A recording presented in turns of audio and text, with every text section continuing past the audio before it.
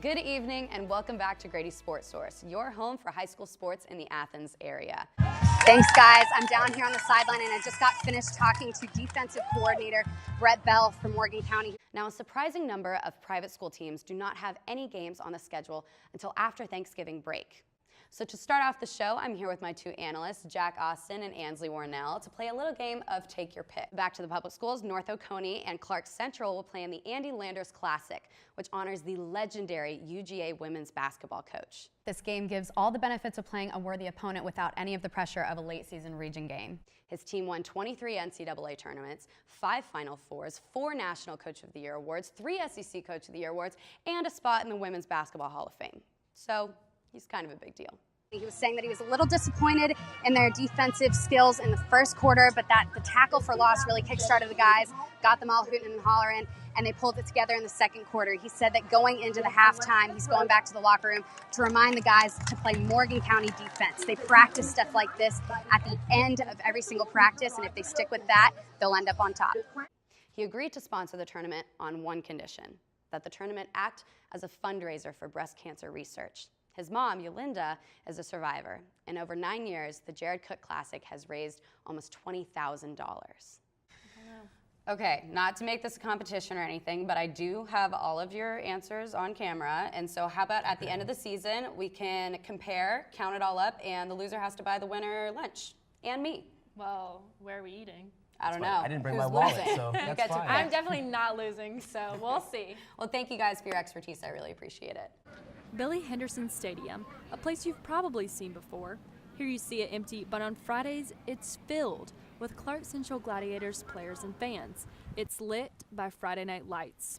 But during the week, the fields are crowded. Practice times are planned out precisely. The teams hit the field after the last school bell rings. 3 teams making shift of all the open area that can be found: the baseball field, the game field, and the practice field. A problem the Gladiators didn't have just a few years ago: overcrowding. Before accepting the job, varsity head coach David Perno knew what he was getting into, a program with very few kids. I think when I came to a game and watched the game before I took the job, I think they had about 35 guys on the varsity, and I was like, you know, that was our first thing, is not only get them out, but yeah, you got to retain him. Revamping the school culture and investing in the local middle schools has made the numbers skyrocket. We've got them all going, and it's pretty neat to see it, so many kids participating, and that was something that, you know, I knew coming in that was going to be the tall order. Right now, helmets are maxed out. Coach Perno says about 150 players are in the program, made up of the varsity, JV, and the middle school team, also known as the C team. The program starts in middle school. Recent graduates of the local Little League teams head over to either Clark Middle or Bernie Harris. That is when head coach Milton Gresham takes over, combines the two, and gets the kids ready for Clark Central High School football. And we want them to win. You know, we want them to be successful. We want them to be like we were back in the 80s, you know, because we were dominant back then. And so we're trying to get that back. Yeah, but it starts at this level. Getting that back, that's been the goal for Clark Central, to refocus the team's priorities both on and off the field. Tardies, in-school suspensions, poor grades, all resulting in a short roster. Turning this around has been a joint effort from the coaching staffs, the Clark Central administration, and players. Some of the steps taken: a newly renovated weight room. Here you see a photo of the old one and now the new one. Players spend 3rd and 4th periods lifting under coach's supervision, and then 3 times a week players attend study hall after school. You got to be a student first and foremost before you're an athlete. But that's why it's student-athlete. It's not athlete-student. Perno wants to foster a culture of keeping potential consequences at the forefront of players' minds. Stricter rules and harsher penalties are some of the strategies the school has taken to hold these student athletes accountable. You put the work in the weight room, and you show up, you're on time, you do things right, you know, you're going to get rewarded. I mean, whether, you know, from whatever standpoint you're looking at it, they just have to understand that their choices now and their scoreboard is what I call it, their grades count. But after the players return their helmets and walk at graduation, Perno and Gresham hope they've instilled qualities that will make them good sons, husbands, and fathers long after their football careers end. You know, at the end of the day, you know, understand that all you got is your name. You know, that's all you got. And what do you, and perception is reality. And so, you know, unfortunately, you got to cover both perspectives of that. And that's who you are, and be honorable, integrity, all, you know, everything that any parent would want for their child.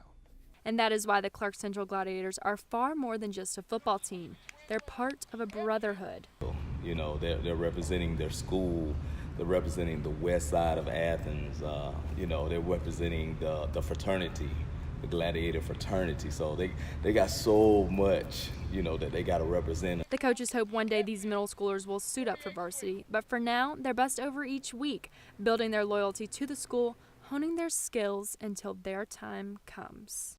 Sophomore wide receiver Jarius Mack has been in the program since elementary school, looking forward to the day he would play under the Friday night lights. It's community because they love us, they love this football team, and when I go off to college, I'm going to miss that because I want to be playing with my friends that have been playing since I was younger, and then people who I looked up to, they probably look up to me now, leaving their kids too. So. The changes in culture, the increase in players, the improved retention rates, all contribute to Clark Central's success every Friday night, getting closer to the 1980 glory days. Celebration ensued after 100 wins. What would happen at 150? Friday night, the Oconee County Warriors defeated the Spalding County Jaguars. It was the Warriors' second win of the season. Ben Noland had 2 touchdowns to help his team to victory. In that moment, no one knew the significance of that Friday night game against Spalding. When Travis Nolan was a junior in high school, a conversation with Jim Fox sparked his coaching dream. He said, well, if you think you can live a fulfilled life without football in your life, then don't go into coaching. But if you think you can't be fulfilled as a person and live a life without football, then you probably need to coach. And from that day forward, that's all I ever wanted to do. Since the beginning, Noland continuously took on troubled programs and rebuilt them to be great. My first head job was the losingest program in North Carolina. They were 8-98 when we got there. He expected to lose the first game, but when they won, he broke out into what is now known as the chicken dance. It continued after each following win. He achieved his 150th win on Friday. He was too humble to mention the milestone to anyone. I'd forgotten all about it, to be honest with you, and for some reason I was driving home late Friday night after, and it just hit me that, because I knew going into the season we had to win 2 games to get there kind of thing, and it's a milestone that I guess a lot of coaches would like to achieve, and it just dawned on me as our second win of the season, and so that's sort of how it came to my mind. Even his wife didn't know. We actually were getting ready to go to bed. He goes, I know it doesn't matter, and no one really cares, but that was my 150th win. His football community has become his family. They have reached out to congratulate him.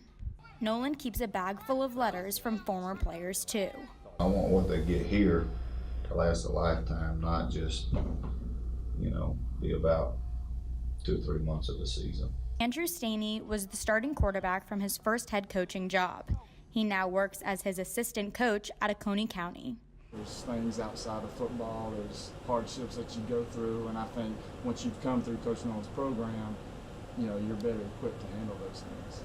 Andrew not only learned football from Noland, but what it means to be a dad.